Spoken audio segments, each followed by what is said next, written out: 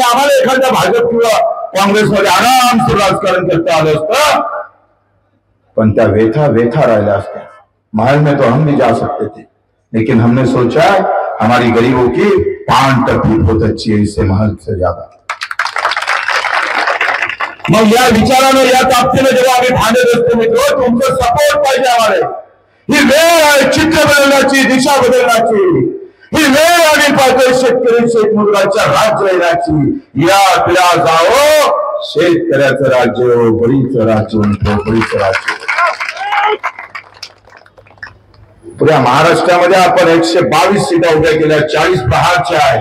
मी सांगतोय प्रहार 15 जागेवर दणका ठेवणार, आणि त्या 15 जागेमध्ये ही आर्वीची विधानसभा आमच्या ताब्यात पाहिजे। हा सगळं बदलावाला घ्यायचा आहे। माझा घरकुल 1.25 लाखाचं का?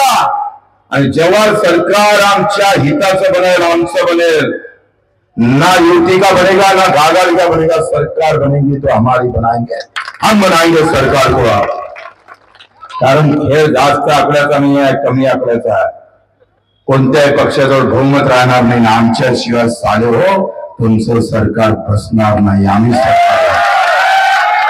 मग माझ्या घरकुलाला 5 लाख भेटन, मग माझ्या अपंगाला 6,000 रुपये महिना भेटन। लाडकी बहीण कशी चालू ठेवू, तिथे लाडका भाऊ सोबतीला देऊन देऊ। मित्र लक्षात घ्या की ही जी परिस्थिती आहे, राज्याचं जे राजकीय वातावरण आहे ते तुम्हाला सांगतोय। आणि म्हणून माझा मतदारसंघ सोडून फक्त 2 दिवस मतदारसंघात होतो। एबीपी माझा, उघडा डोळे बघा नीट।